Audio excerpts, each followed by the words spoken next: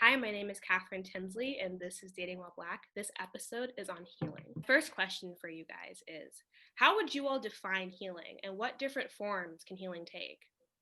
I could answer. So I think healing is that's a good question.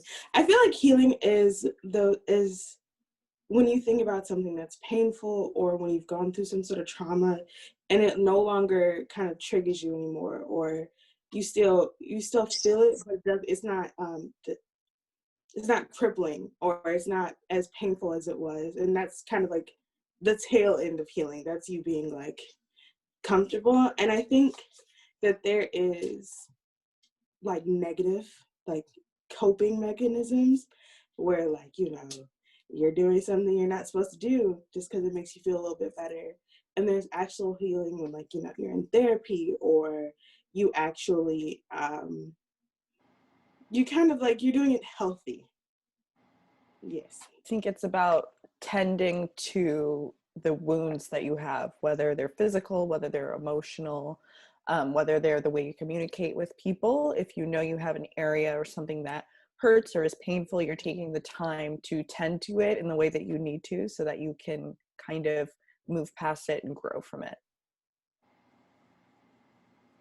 To that point, that just like there's physical wounds, there are emotional wounds that, like, when you take the time to grow from them, you can evolve as a person and allow that experience to inform who you are as a person and help you to be a healthier human being emotionally and spiritually, which, I think that a lot of times we focus too much on our physical body and not on our emotional and spiritual body, which, balancing your mind, body, and spirit is key. And you can't just focus on one part of yourself and neglect the other parts of yourself. They're all equally important, and tending to your emotional body is a part of just being a healthy adult. I think on the note, I mean, healing is very much a non-linear process, and I think it is a process that essentially continues to morph the more that you kind of realize or discover like what you actually need to heal from. Because I think a lot of times, we might be in certain stages in our life, and we might believe that we need to heal from this or in this way, but in reality, that's not the actual case of of how we need to necessarily heal. So for that reason, I think it's a very non-linear process, and means that we're up and down, but overall, it doesn't necessarily mean that, like, you're bad and then you're better, but in reality that, like, you're kind of like working with yourself and going through like the ups and downs of emotions until you're getting to this place that you finally feel like is a more fixed and static place. Healing also has to do with basically reclaiming your power and knowing that, this situation happened to me, but it does not define me as a human being. And it's how I can become a better me. And I think that certain times we always, think it may be the other person, but maybe it could be me, like I'm the problem. And so it's working out those nicks and knacks within ourselves and saying, you know what, this is what I need to work on. This is what I need to do to become a better person. And knowing that, it's okay to hurt. It's okay to hurt. It's okay to have these issues, but how are we going to move forward and become our best self? You just preached it. But so my next question for you guys is actually, with being in a spirit of singleness, and for the context of this conversation, I'm going to use spirit of singleness as like, when you really want to be booed up and you're on all the apps, you're going to all the events, and it's just not happening. You're just doing all that you can do to find a boo, and it's just not working out for you.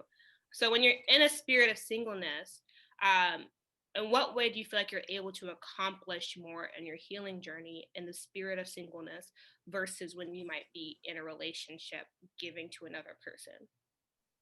Like, speaks to me in so many ways, because for me, I've been dating my boyfriend now for almost 2 years, but before, like a couple months before we started dating, I was in that place where I wanted to be booed up so badly that there was like 3 different guys that I was like, oh, maybe he'll be the guy, and like giving a lot of attention to, and then kind of moving around. And then I got to a place where I was kind of like, I'm spending way too much time on this, like chasing guys or like having these hopes out there that I could be putting into myself. So I kind of took a step back and took time to think about it. Was like my senior year in college, and I was like, I need to be focusing more on myself, my career, like what I want for myself going into this next stage of my life, as opposed to being like, oh, I really thought I'd have a boo by now. And I've redirected my energy completely, which puts me in a great position with internships and things like that. And then I feel like made me more attractive to people, because then I had a lot of people, you know, kind of interested in me that I found out were interested in me because I don't know, I kind of feel like you can not necessarily reek of desperation, but you can people can feel your energy when, you know, you don't necessarily have the right intentions. And I feel like sometimes when you just kind of want to be in a relationship for relationship's sake, that's not necessarily a good intention, even though it's like, you know, you want a partner, you want someone to share things with. But if you get too deep into that place, you're kind of not caring about who the actual person that you're spending that time with and like using your energy on. You just want to be giving it to someone and having them give to you, that you're not taking the time to care about who it even is. And people can feel that. I think, you know, the universe has a good way of just like, you know, when you have not learned a lesson, continue bringing to you the same exact thing until you learn that lesson. And I know I specifically say that because, you know, I was like throughout college, I had like one like purely like defined relationship. And after we broke up, I think I kind of, even if I didn't admit this to myself, I definitely went on a quest to essentially find this guy's replacement for the entirety of college. And also, and I think anytime something would happen or anytime like, you know, we would end things or something like that, I would always kind of like take it as a, oh my gosh, like what's wrong with me? Or like, why did I do, like, what did I do? And what did all of these things? When in reality, it's not necessarily like, oh, and I also realized it's like, you know, in other ways, you know, like when I saw someone who was like actually trying to like express like, you know, genuine interest, I would, you know, withdraw, push them away, things like that. And I honestly realized that there was a lot of work that I needed to do within myself before I was ready to actually be back in a relationship. And I also kind of, you know, really understood that, you know, there's always a saying that's saying like, you know, I want to find my other half. But if you come into a relationship half of a person, then like, you know, whatever happiness that builds up potentially in the relationship is purely because of that other person. And so so you don't have really that many tools in your toolbox. So when the house falls down, you have no tools to build it up. But if you have your own tools in your own toolbox, then when the house falls down, then you can build yourself back up because your happiness wasn't inherently based off of this other person. I think that was something that I very much needed to realize in regards to like, you know, my happiness and how I was actually going to, you know, essentially learning how to be okay being single and understand that, you know, even if you have like, you know, months where, you know, you're swiping as much as you can on the apps and no one's swiping back, you're still just kind of like, I'm a bad bitch regardless. So. Listen, as president and CEO of Spirit of Singleness, been out here for a minute, you just kind of realize how much time a relationship like actually takes. Like I'm sitting here and I'm like, dang, I'm working 50 hours a week. I'm graduating early. I'm in a club, like trying to help do this for this organization, you know, trying to find a job, all that. And I'm sitting here like, wow, I rarely have time to sleep. Like, why do I have time to like talk to someone and put my energy into someone?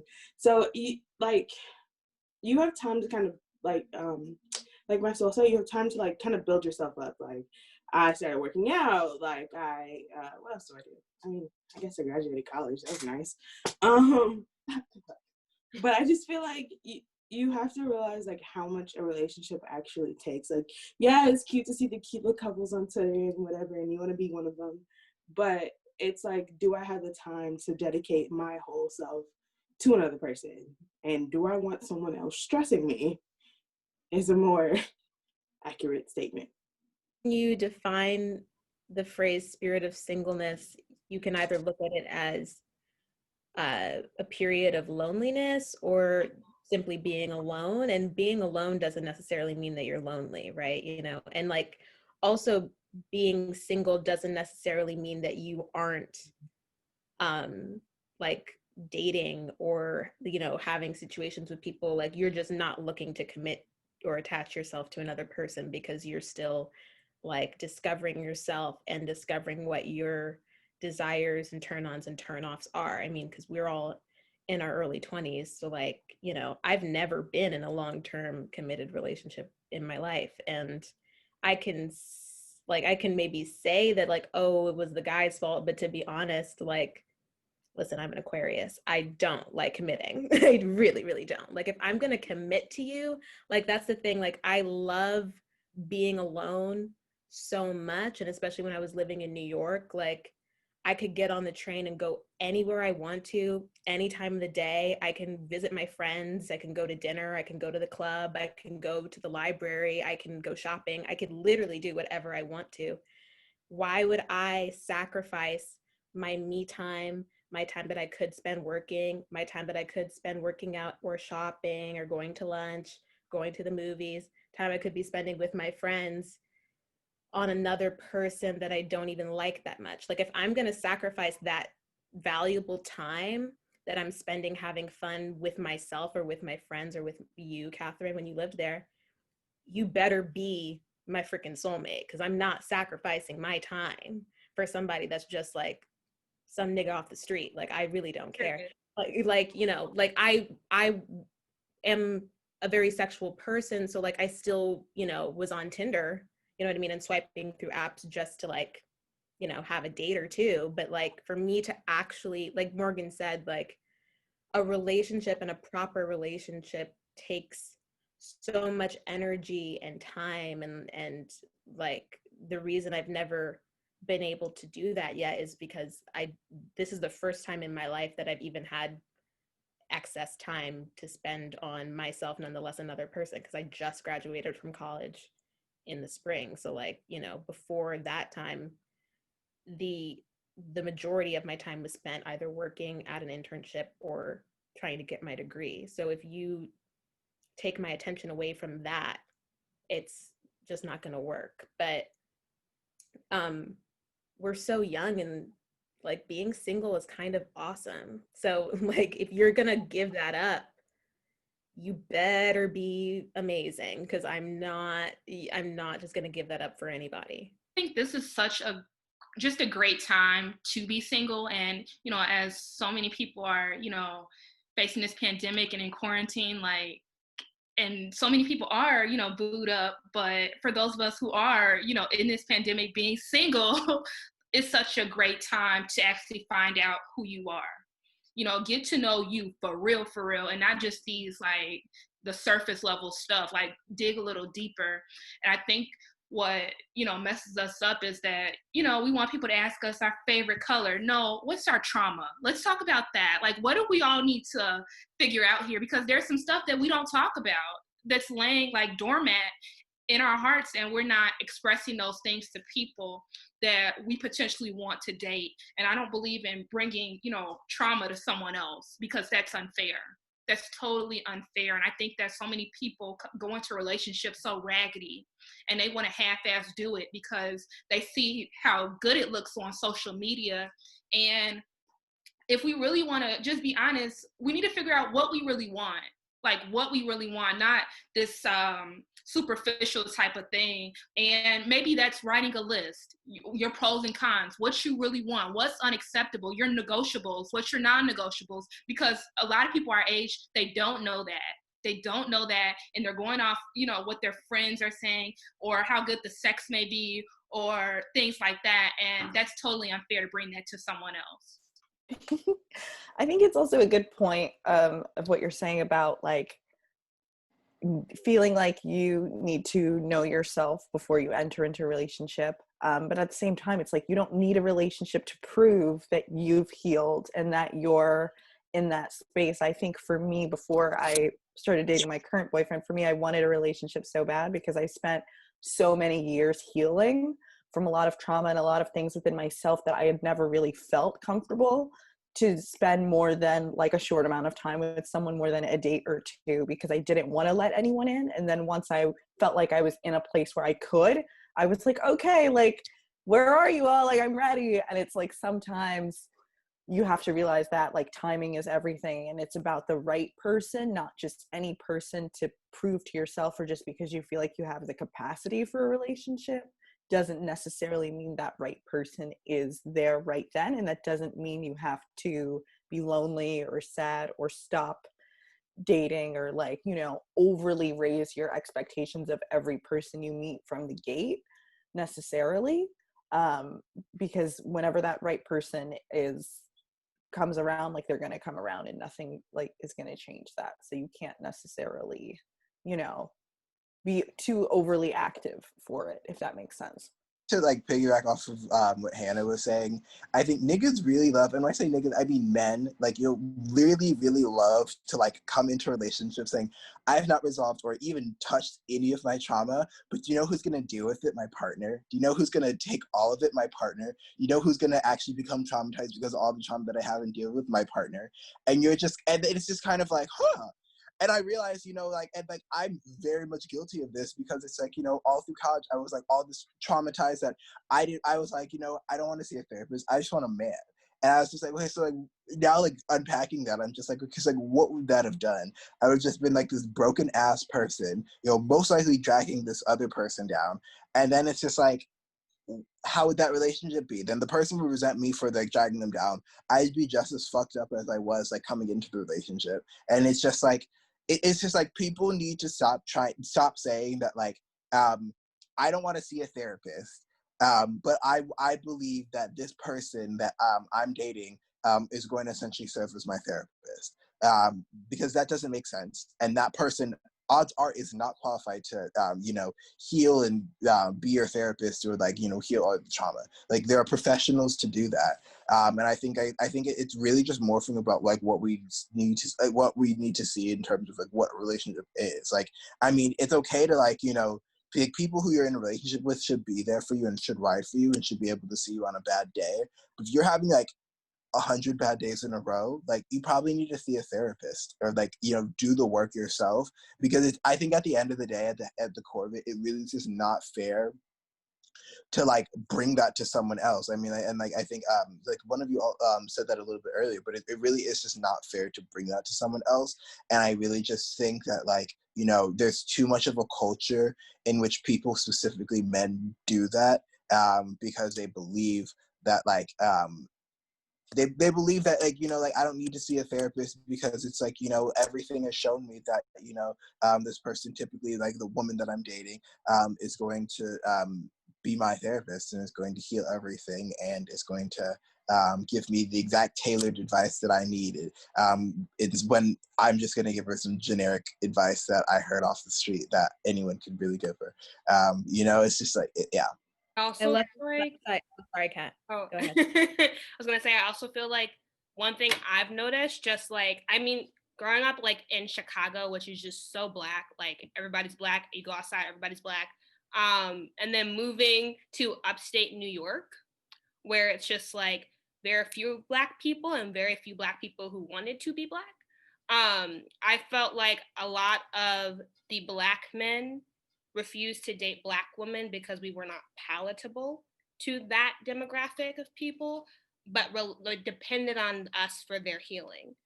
And I felt like there was a lot of situations where like the white girl is in the front and she's on the Instagram pictures and she's on the that's my boo or whatever, and she's at the gala, but we were the ones doing all the emotional labor, which is traumatic in itself. I don't know if anyone agrees with that, but I'm just curious to know if anyone else has noticed that. That's the one. That's the one. That's the one. Well, I feel like, and by black men, I do mean niggas, because not all black men are guilty of this, because not all black men are guilty of this, No. but niggas. But I will say, like, a lot of black men are afraid to be with black women because they know that if they were with a black woman, they wouldn't be able to run away from the trauma and from those hard conversations where they would be able to if they were with a non-black woman. I mean, because we're two black people, and I'm not even talking about trauma that you go through just on like individual level, with whatever your experiences and family histories are. But, you know, just being a Black person in this country in general is incredibly traumatic. And whether you want to acknowledge that pain or not, it's there. And when you, I think that there's a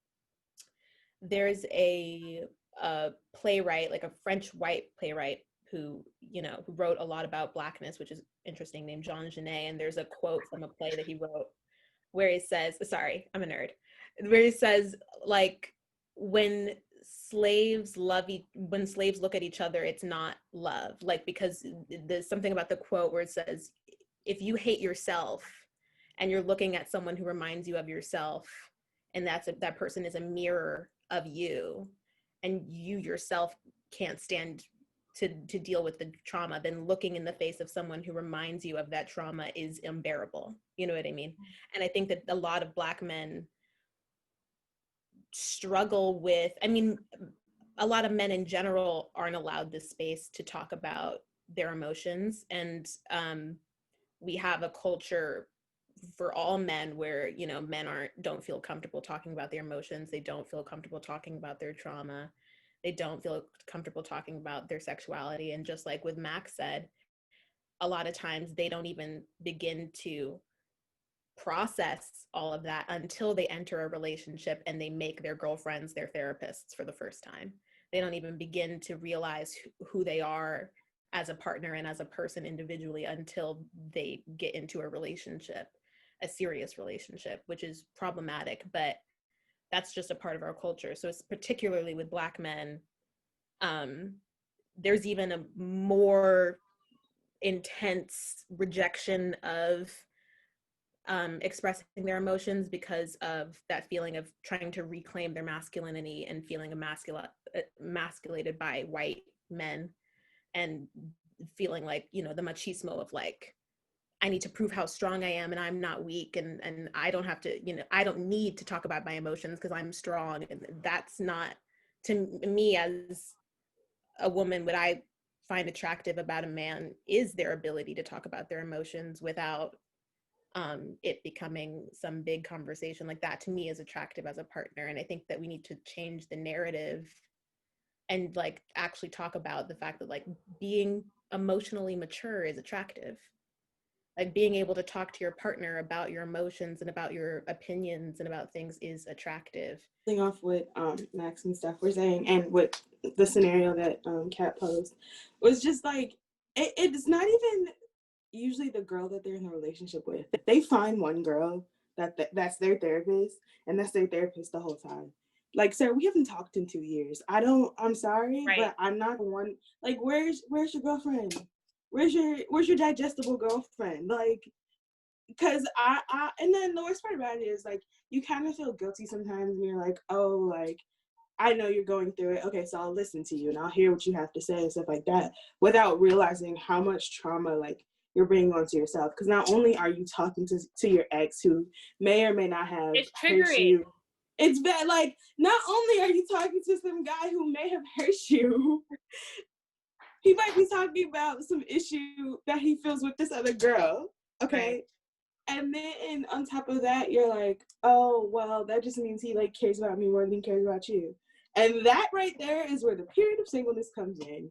Because then when you take that time to like finally realize, like, first of all, I'm not your therapist. I will never be your therapist. And if you call me again asking me to be your therapist, I will refer you to blackmentherapy.com. Okay? Like, and it like really shows you, being like the person who brings on trauma, to be careful when you're putting it on someone else. Because like what I've started to do is be like, do you guys have like the capacity to hear what I'm going through right now, or hear the triggers of what I'm about to talk about? Like, and sometimes that is just way more respectful, and I'll be open to listening to anything you're going through and stuff like that if you like pre-warn me, hey, you're not my ex-boyfriend. So Morgan's kind of point a little bit before about people you're not in a relationship with, or that you're not in a relationship with anymore, kind of coming to you for emotional support. Has anyone else kind of themselves taken comfort in that? I mean, I feel like to an extent that has to do with like emotional maturity, because I've definitely been in a place where I didn't feel comfortable sharing things with someone I was dating, but someone that's like more of a friend or whatever, almost like you're like using each other for like emotional support, because you don't want that other person to see like true you or the traumatic parts of you or the parts that aren't healed yet. So you're like going to someone else kind of for that, and like you're both going to someone else, and you're like, okay, now I'm gonna go on a date with someone else, and then you're like break apart and like only show one person the good side. Your emotional side piece, or you become exactly side piece. You're like the KFC biscuit. I've been the KFC biscuit for so many. It's ridiculous. Same. Well, but the thing is, and I think that this is also another cultural thing, that Black women are often pegged as the emotional support system for everyone. And I've had a habit of giving myself away to not just platonic friends, but exes, guys that I was into, who I thought that we were building this like emotional relationship that would lead to a romantic relationship. And they were really just manipulating me and getting me to be their emotional support system, and I was not getting anything in return.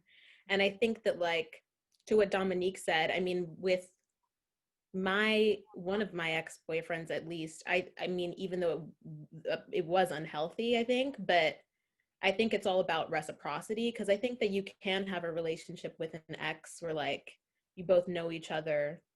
And like in that situation, I mean, like, we shouldn't have been dating in the first place. Like, we were really friends, and we were friends first anyway. So like in that situation, we were both emotional support systems for each other, and it was reciprocal. But if it's not being reciprocated, and you're just like the emotional dumpster for someone to just be like putting all their trauma and all their shit onto you, and when you need someone, like, I've been in situations where like, and I have a habit of just suppressing my shit, because I'm like, I'm okay.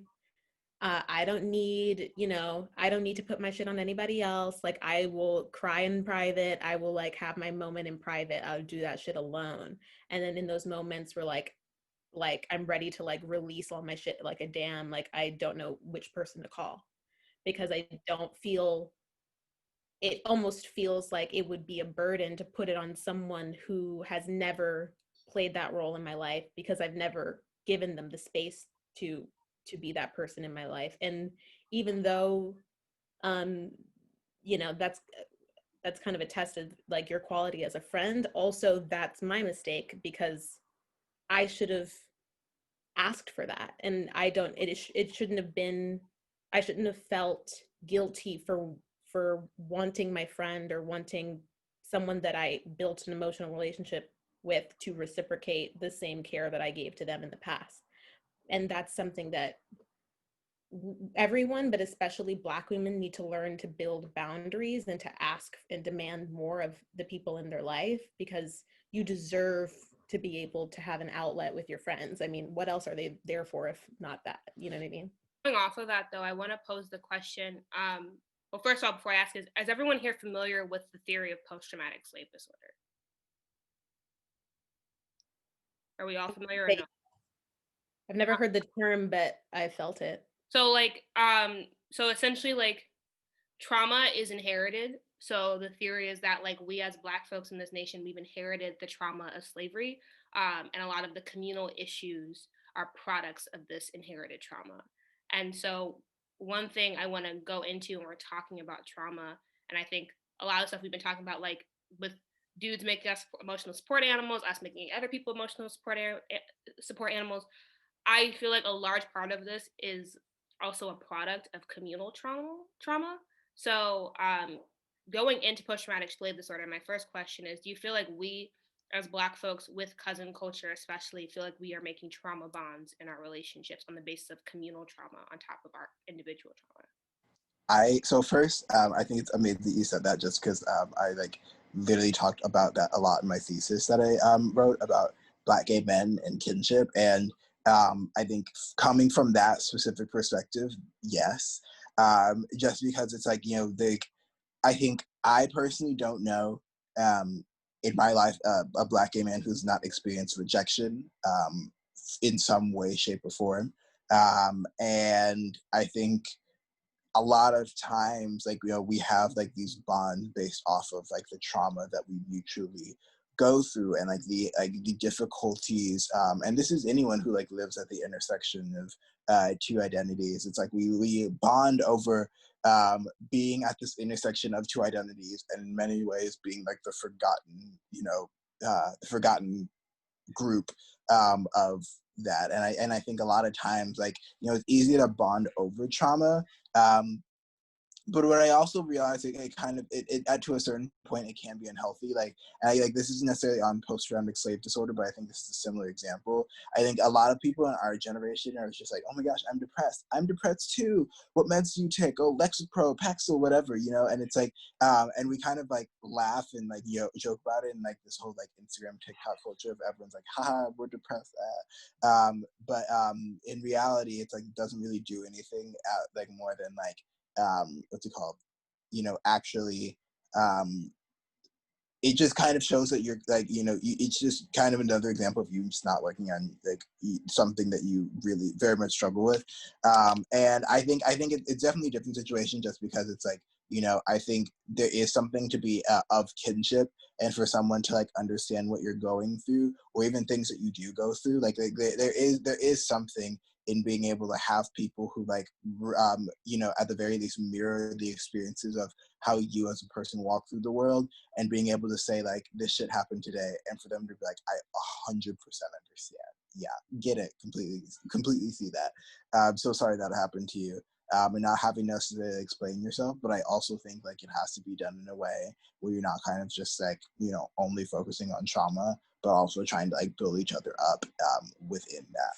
Kind of like pulling off of that, so I have this friend, and we always talk about like what it's like to be a plus size woman dating in this world and stuff like that. And like, I'm gonna say a good 75% of my friends are like skinny, or they're like slim thick, like that type of thing. And so we'll be like, so I was like, oh, in high school, like it was kind of hard because none of these, like the thick culture really just started a couple years ago. Like it did not start when I was in high school. So like, niggas used to be like, oh, you're fat and blah, blah, blah. And now looking back, I was like, oh, I wish. Like, I wish I looked like that still. But we would always talk about it. And then I remember like one time we brought it up with all of our other friends. And they just like, they're like, oh, you guys aren't fat. Like, you don't get it, blah, blah, blah. And I'm like Max was saying, it's something about not having to explain exactly what I mean at all times. And going back to like the post-traumatic slave syndrome, I was reading something the other day, I can't remember what it's called, and it was talking about how the idea of like fatness and like in eating culture kind of is rooted in slavery.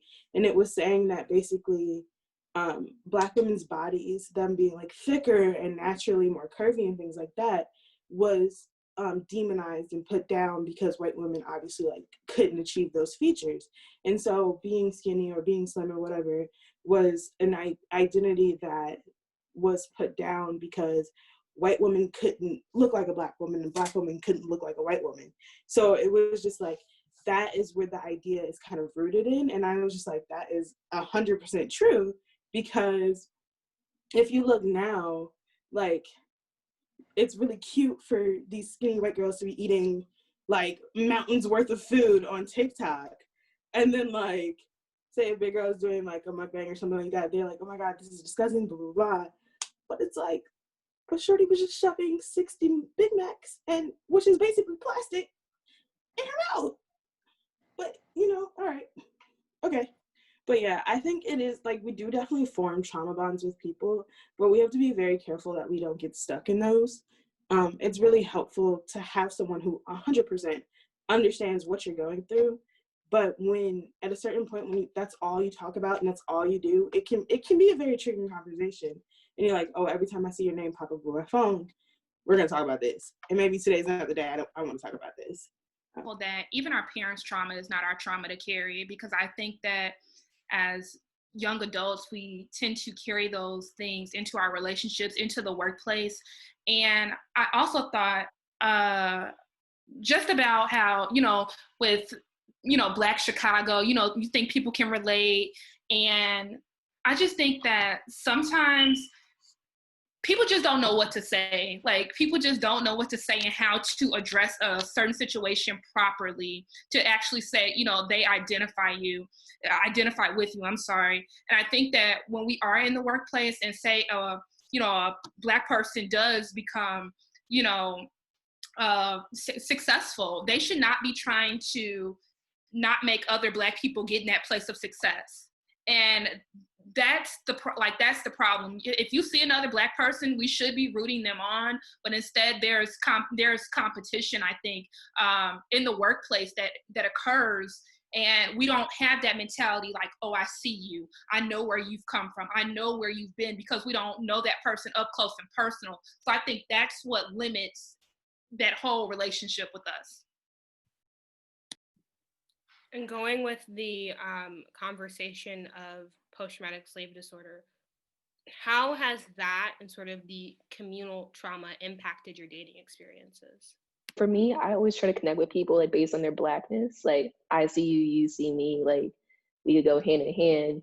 But then you realize that like not everyone has like the same experiences like with their families or where they come from. And you realize like what you like cannot take on, and it's just like really difficult to cope with, because you think like someone's gonna be really great, but then they just like dump all that on you and give you all this emotional work.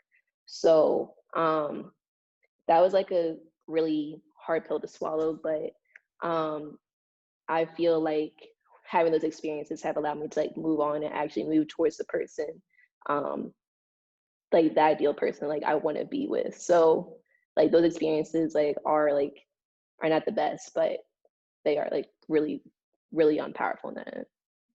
Getting to a certain point in a relationship and like kind of hitting a wall, because it's like, okay, you have trauma to unpack, and it's like, I want to be here for you, but I'm also not in a place where I can like really help you in your situation. And I think like we were saying earlier, there's this cultural adversity to seeking like professional help and getting help like that.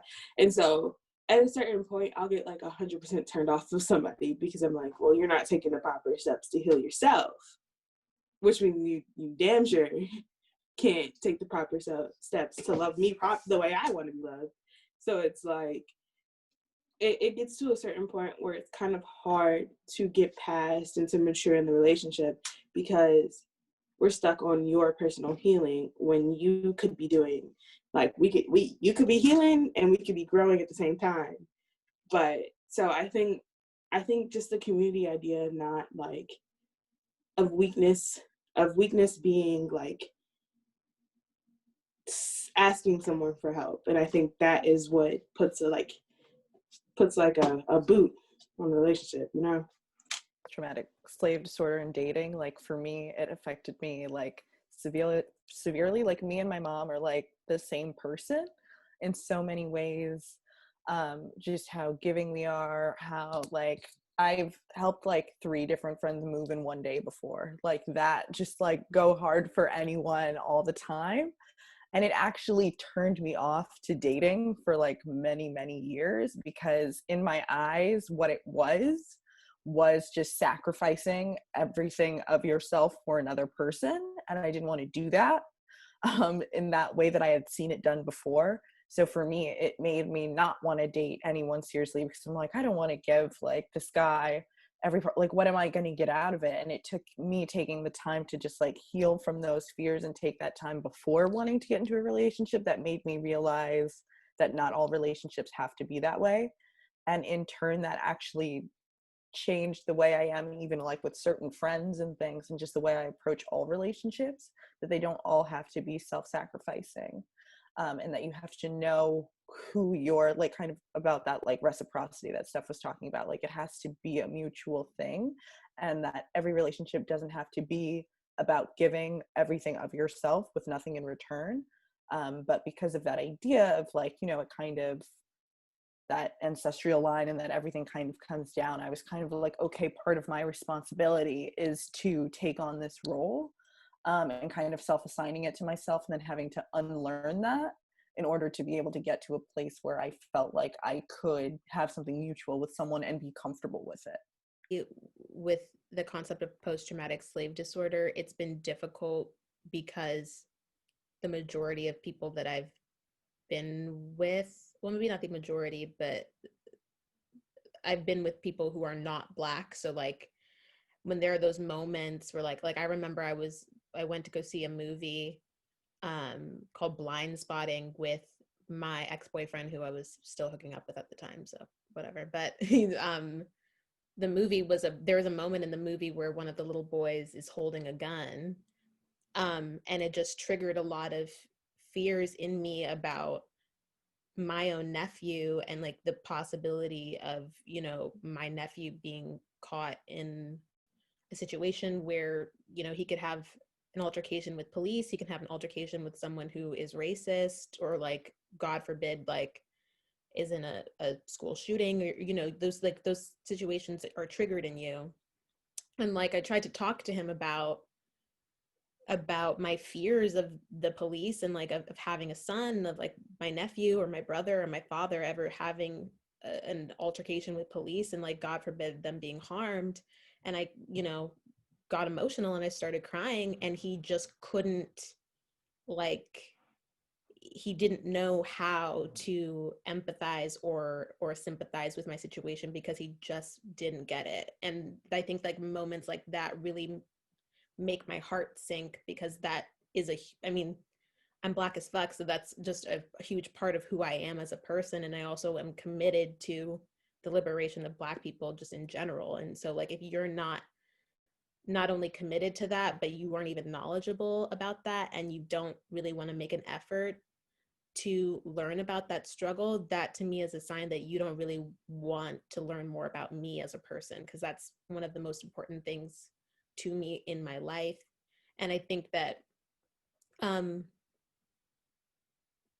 also something that I realize is that for me, spirituality is a really huge part of my healing process. And I think, I mean, being Black and being Latina, like being religious in the Black community, like most Black people that I know are religious or spiritual in some capacity.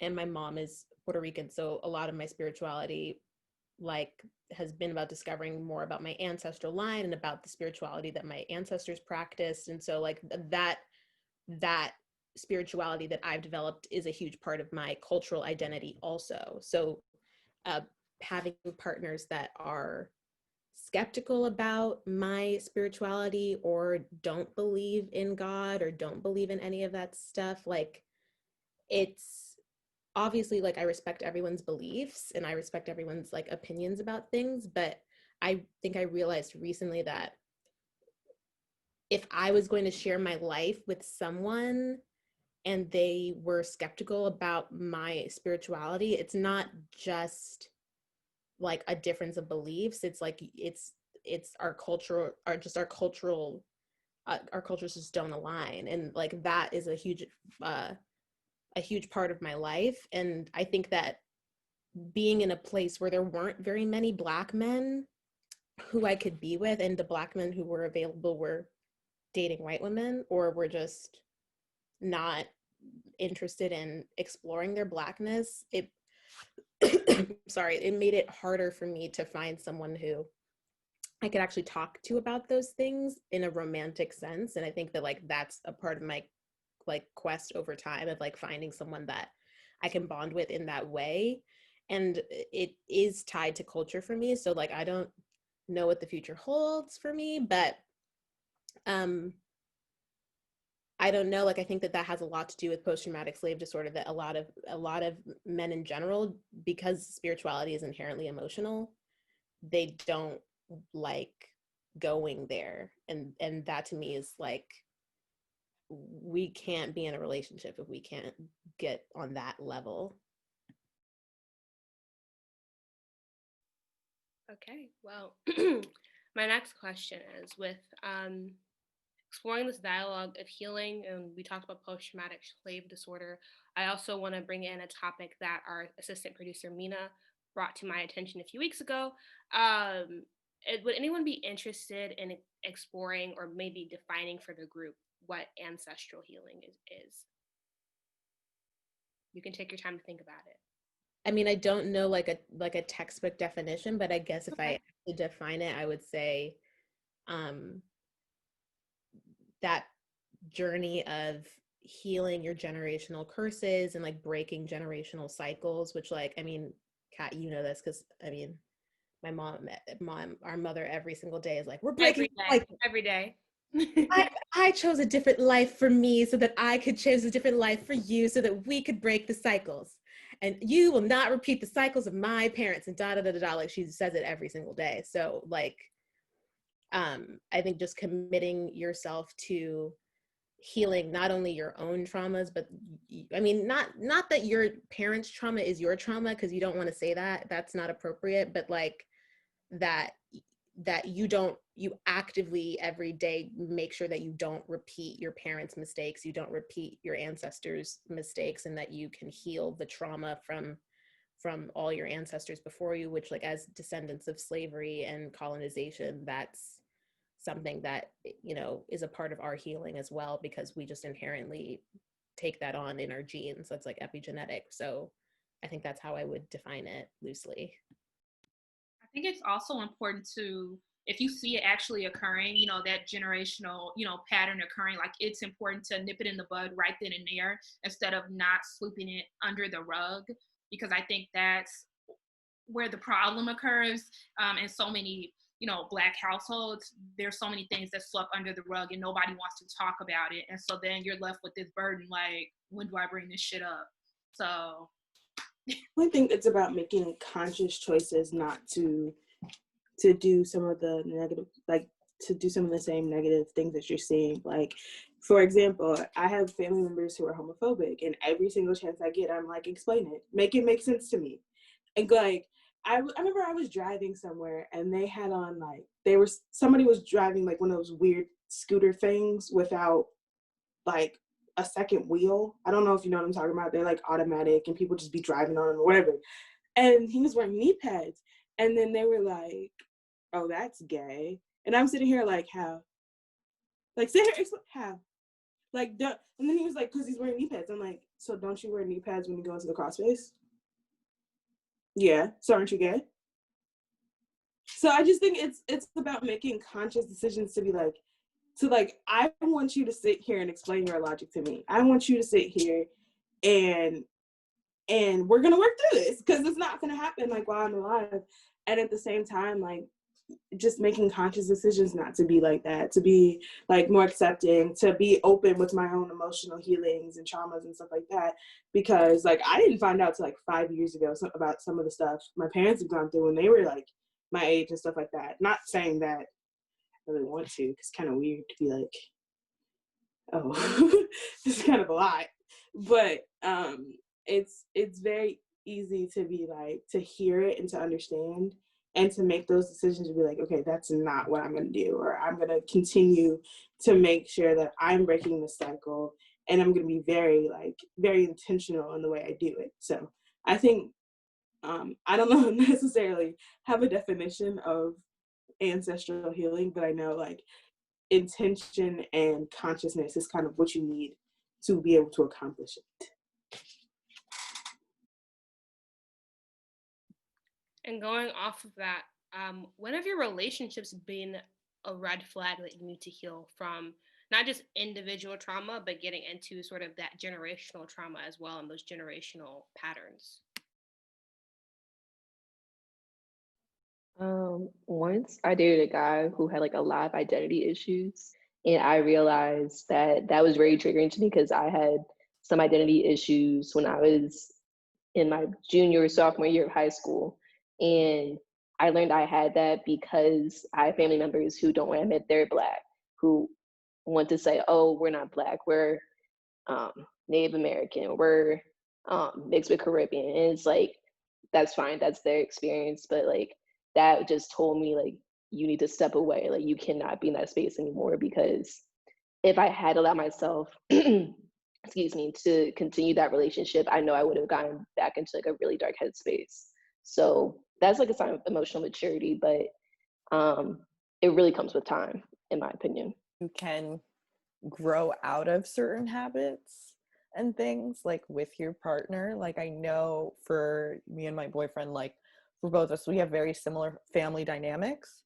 And we'll have moments of like disagreement or whatever. And at like the very beginning of our relationship, when we had our first couple of disagreements, it's like having like pushing the pause button, the timeout button, and being like, okay, are we going to follow a pattern, or are we going to define for ourselves how we deal with issues, how we figure things out, and not just do what we've seen so far, and making that conscious effort anytime anything arises that we're not going to take that route, and doing it together. And I think that's a way that kind of like how Morgan was saying about how you can grow together, but also be like doing personal healing, is just when you have something, whether it's something you're trying to heal from, or something your partner's trying to heal from, or something you both need to heal from, taking those like timeout moments where you're like, okay, like healing moment, and you do the opposite of what you kind of innately want to do, until it kind of becomes your new habit, and that's kind of the healing, and that's the band-aid, and that's like where you are now. As I've been able to heal that, I've also been able to heal like a lot of the tension and a lot of the difficulty that I have in other relationships, with guys. And I think it's like, for me, I kind of coined this term, the 3 U's. And I think I was always going after guys who were unhealthy, unavailable, or uninterested, which is a pattern that I kind of have known subconsciously, but have never really brought it to my head, or actually tried to do something about it until recently. And yeah, like I guess for me, it's like, I think it's very hard to heal one trauma when you're not able to heal another. I think once you're able to heal one that's like kind of at the base of you, I think you're able to start to do the work in healing a lot of the others. And obviously it's like, I think the biggest thing I've learned in 2020 is that like, you're not done, like your trauma's not healed. Even though you feel better doesn't mean like you're not traumatized, doesn't mean you're not depressed, doesn't mean you're not anxious. It just means that things are good right now, and you want to keep making sure that they're good. So you want to keep doing the work, as opposed to just saying things are good and then crashing. So yeah. I think Maxwell kind of touched on it a little bit, just how like transparency is like the first step in generational healing, because like I grew up with both of my parents, and they're both very open book people. And for them, they were like, okay, the keys to like not creating like these generational holes in our relationship that we might have with our parents is by letting you know everything about us and being so transparent about everything, which I think in some ways it's good, because it's like, I feel like I never had that like that hooded view of my parents. I always kind of looked at them as people who make choices, and I knew from a young age that I was a person who could make their own choices, and would have to kind of discover myself and what I valued in life. But at the same time, I think that can kind of, if you're not going to put in the healing work after you have the transparency, you're kind of put in a position, at least for me as the child in that scenario, where I kind of felt like I was at a stalemate for a lot of years, in my healing and growing as my own individual person, because I was so worried about, the trauma, like the generational trauma that I was kind of taking with me about the decisions I made, and how that was a reflection of the decisions that my parents had made and my grandparents had made, that it kind of put me in a position where I didn't know what to do, because I was so afraid of doing the wrong thing, and doing the thing that was kind of expected or that everyone was worried about, that it kind of put me in a position where I was kind of like, I don't know what to do, but I know what I shouldn't do. But that kind of, it doesn't leave a lot of room, because there's so many unknowns, to any one decision you make about how the outcome will be. So I think transparency is so important, but at the same time, it's like, if you're not gonna then go, okay, what's our healing journey now that we know all of these things, you're kind of put in a position to kind of be a little bit more lost than if you knew nothing at all, and we're kind of just out there making decisions and having to do the back-ended work of trying to figure it out when you're starting off like, okay, I can't, like, these are all the negative patterns that I can't follow. You're kind of put in a position where you don't know what to do if what is organic to you is considered the wrong thing.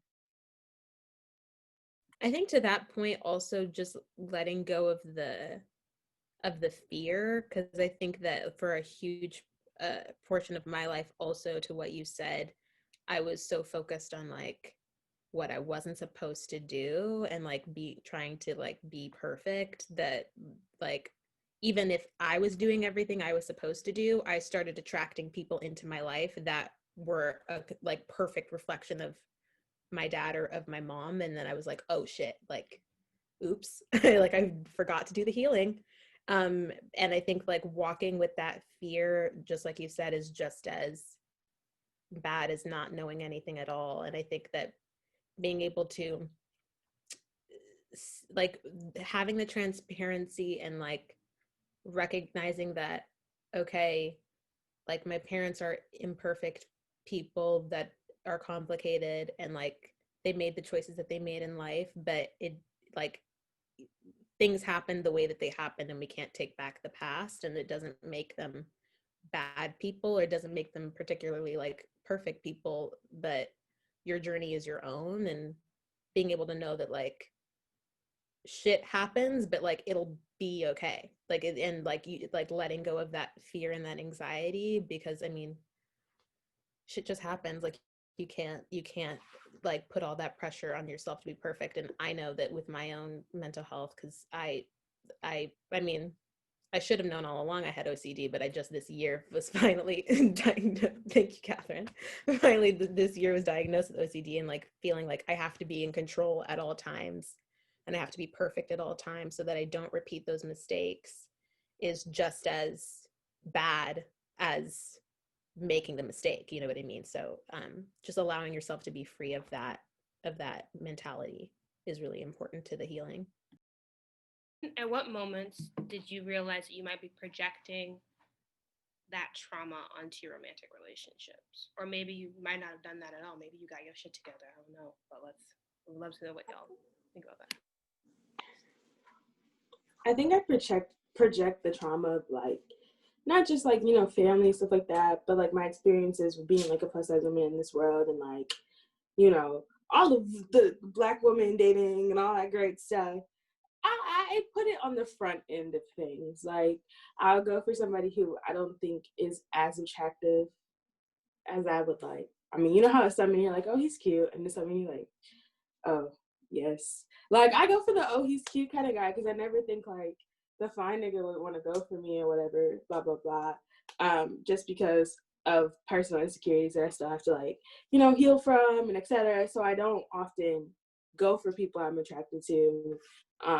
Well, I'm not going to go for someone I'm not attracted to, but I don't go for somebody who, like, I think is the finest thing walking, because I just don't feel like that would be reciprocated at all. And then on the other end, I think I go into a lot of relationships in the beginning very reserved.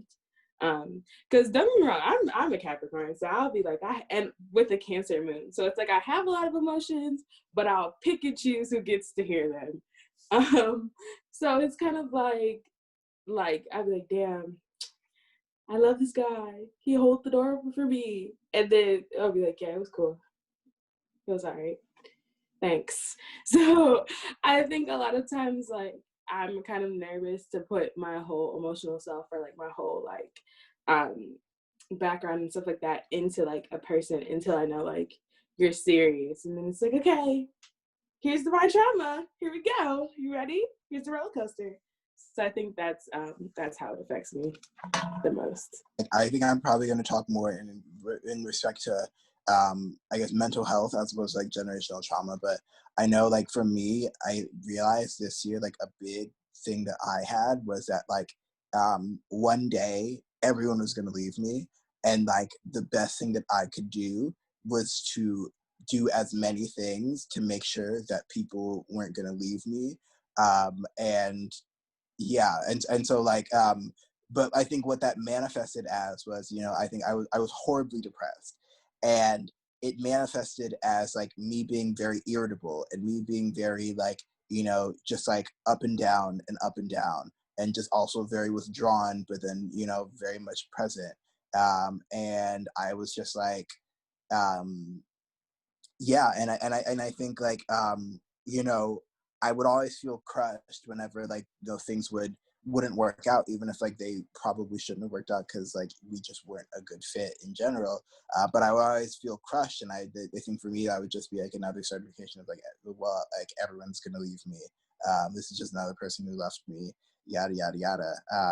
And I think for me, I think I had to kind of go through this one recent like dark period in like September, October to me to kind of finally say like, I can't do this anymore. Like I need to change something. Like this pattern cannot keep going. It's not sustainable and it's not healthy. And so I think it was when I did that, and it was when I kind of realized that there's this difficulty that I had, which was when I was able to like actually start a lot of the healing process, and when I was actually able to start, when I realized a lot of my relationships started getting better. It's like in many ways you kind of attract the energy that you put out to the world, and I think like obviously it hasn't kicked in for relationships yet, because we're still single, but that's okay. Everything in its time. But it's like, I mean, like my relationship with my family has gotten better. I think my relationship with all my friends has gotten better. I think, but overall, I think most importantly, the relationship with myself has gotten better. And I think it's like, at the very least, it's like, I think I'm like, whenever like, something doesn't work out with a guy, my first thing isn't like, oh, it's because of something that's wrong with me. Or like, oh, this is just another verification of like everyone's gonna leave me someday. Instead, for me, it really was just like, you know what, like, this person wasn't supposed to be in your life. You're a bad bitch, period. And it's just like, I think in reality, it's like, it doesn't say anything about you. It just says something about like the situation wasn't meant to be. And I think that's the thing with friendships, the thing with any type of relationship. But I think a lot of it really was just like, I think like as I was able to kind of start getting to the root of a lot of these problems and a lot of these traumas, kind of allowed me to understand why I was attracting and why I was going for the same type of person. And I think why a lot of problems in my relationship started, just because I think a lot of people who are trying to channel hurt will always let it out in different ways. It will not come out as like them actually expressing the direct results of the hurt, but it will come out in very different kind of wraparound ways. So yeah. I think Maya Angelou said it best. When people show you who they are the first time, believe them. And I think for me personally, I would see a toxic trait in someone or see a red flag, and I'll be like, oh, they'll get better. Like, it's okay. It's going to work out. And I think that for me, I can't mask who you really are. Take people at face value. If someone shows you like, this is who they are, like I can't make them a better person. And I've also had to examine like, you can't want more for someone than they want for themselves. Like that's where the problem I think comes in, because I can want this person to be Prince Charming and then they're full of shit in real life. Like I can't make this person over. I'm not God. And so I had to really evaluate that. And my expectations were so high, but then when they start revealing who they are, it's like, oh, like I end up disappointed because I had so much in store for you. I thought you were, oh my God. And I think now in the 21st century, we can't get so caught up in looks, because a person can look so attractive, but like on the inside, they're like nothing, like it's blank. There's nothing. And so we have to really like start looking at stuff like that. Like what's really on the inside? Like how do you treat people in real life? Not this whole, it's because it's not going to be roses and butterflies all the time. There's going to be things that happen and that try the relationship. This is going to sound weird. I think that I had the opposite problem where I purposely went after the nerdy dude who no one paid attention to, because I was like, I'm a Capricorn Venus also, so to bring astrology into it, like I was I too am a Venus in Capricorn. God, we need help. We need terrible. And this is also tied to my daddy issues, I think so, because like my dad is like the fuck boy that all the bitches want, and all the bitches in town are like, oh my God, Dr. Tinsley, he's so handsome, he's so accomplished, blah, blah, blah, blah. And I'm like, ew, like, I don't, like, okay, like, I'm literally disgusted by the hot nigga that everybody wants. I'm like, no, I want the nerd that no one cares about in the corner. I like that guy. And like, cause like, I try to like vet the guys that I'm attracted to make sure with complete confidence that they're a good person. So that at the very least, no matter what happens wrong in the relationship, I'm like, well, at least they're a good person and they would never cheat and they would never do this and they would never do that to me, which like, maybe that's true, but I also can't like rationalize my attraction to someone. And like, for so long, I've like tried to like literally like Capricorn Venus fucking like make a list of like what qualities I want in a person and like try to like vet someone to make sure that like they were a good person and make sure that they would never like break these X and X boundaries. But at the end of the day, like, was I actually sexually attracted to them in any way? Was I actually like, did I actually have chemistry with that person? Was I actually compatible with that person at all? No. And I also would like actively swerve on dudes that I probably was more sexually compatible with the whole time, but I was like, you have a huge ego and you think you're the shit, and like, no, I don't really have time for that. Like, I would rather be with the guy that like is going to worship me because I'm a goddess, better looking than them, which is like not good. That's not actually like, it is good to be treated like a goddess, I'm not going to lie, but like that's not a fix to try and like go after the person that you think is not going to hurt you. Because what something that Katherine always tells me is like, everyone has the capacity to cause pain, everyone has the capability to fuck up or break your boundary. Like, thinking that you can somehow like vet a dude and make sure that like they won't do XYZ is not actually going to prevent you from like being hurt at all. So I'm like learning to let that go. But fuck niggatry, I will not tolerate. I will not. But I just love stability. I just need stability. Same. Yeah, I literally did that for years. I do not. It's not better. It's not better, but it is more stable for sure. I mean, my theory has always been like, follow your heart. And at the end of the day, everyone's capable of cheating. Everyone's capable of being trifling. Everyone's capable of being disrespectful. So you might as well be with the fine man that is smooth and everything you want, because the nerd that you don't think is cute that you're wasting your time with could also do the same thing to you. And they did. Yeah. So you gotta learn that the hard way sometimes. might as well just upgrade. My next question for y'all, this is actually my final question, is what is the greatest lesson you all have learned of dating while Black and healing? You can take your time to think about this. You don't have to rush to answer it. Broken people go into broken relationships that end up more broken than when they came in. Like, you have to be whole in order to go into a relationship. Like, you can't be half of the best version of yourself. It's like you have to be either like this whole version, like you have to like have everything addressed at least in order to make the relationship work.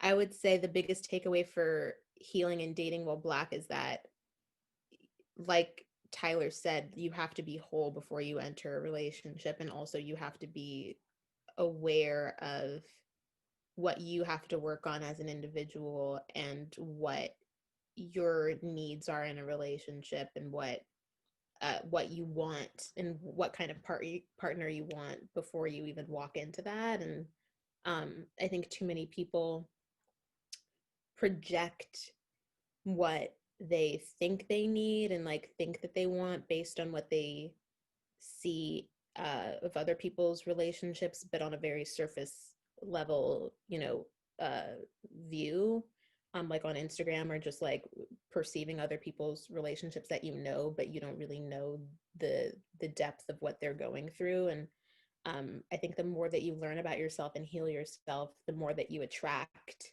the kinds of partners that are right for you. And just not to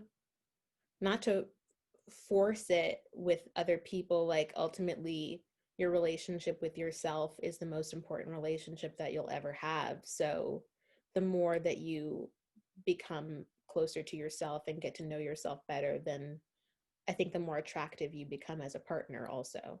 Because I think that, you know, naturally when you become whole with yourself and you love yourself, you just radiate that wherever you go, and people can feel that confidence and that assuredness. And it's sexy, it's hot to be confident in yourself and to love yourself. And I think that if the right person recognizes that beauty within you, then they're gonna want to grow with you and build upon that. And I think that, you know, you'll be able to discern what kinds of values that you want to share with a partner, and what kinds of things you desire in a partner.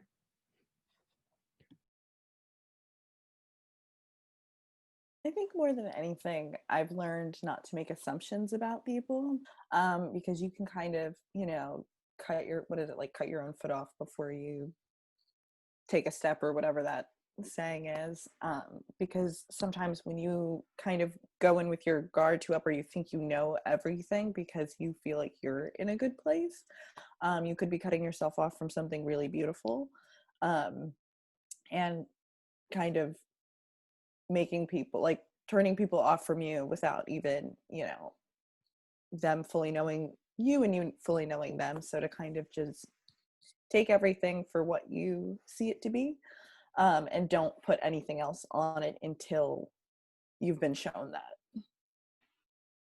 I've learned that for the healing process to happen, you have to be open to forgive. And I'm not saying, you know, forget, because most of us are not going to forget what, you know, someone has done to us, but you have to be open to forgive.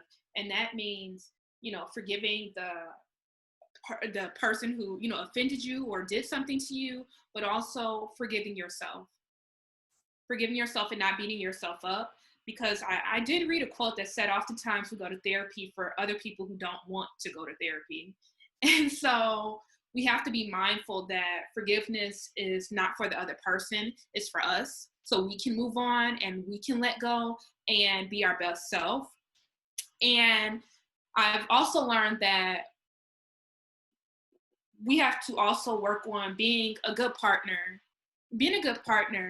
for ourselves, you know, being a good me for me, being good for someone else, and just being a good person to society, you know. And this also means, you know, don't rush that process. Don't rush the process. Take it slow, because you're not going to get that time back, especially if you settle down right now in your early 20s. You're never going to get that time back. You're never going to have that time in yourself to just say, woosah, like, oh, I'm dating, I'm experiencing different people, different personalities. Boom, there it is. Like, I always think I love to date. You can ask anybody. I love to date because I love to see what's out there. And I love to be able to say, you know what? This person doesn't have that. That person does. All right, let's move on. Like, it's like build a man. Like, that's how I think about dating. It's like build a man, like build a bear.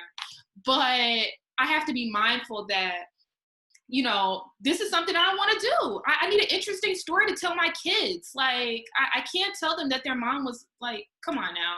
So I always think about that. And it's okay to be friends with someone and not, you know, date them or be, you know, intimate with them. It's okay to be friends, but just realize that certain friendships are going to be tried sometimes. They're going to be tried. You guys are going to disagree. So it's how you move past that. It's how you are able to come up with solutions to say, you know what, we may disagree on that, but here's where we can come to the middle and know, you know, this is how we can make this work. So I think that if you're committed to it, it'll work out. Amen to that. Absolutely. Well, I want to thank, first of all, our editor, Tyler, who recorded this whole thing on her computer. Has been doing a lot of research in the background. Our assistant producer, Mina, who couldn't be here with us today. And to all of our panelists, Dominique, Stephanie, Maxwell, Hannah, and Morgan, thank you guys so much for participating in this conversation. And thank you to our viewers as well, who will be engaging in this dialogue and hopefully talking about these things once they leave this video. But yeah,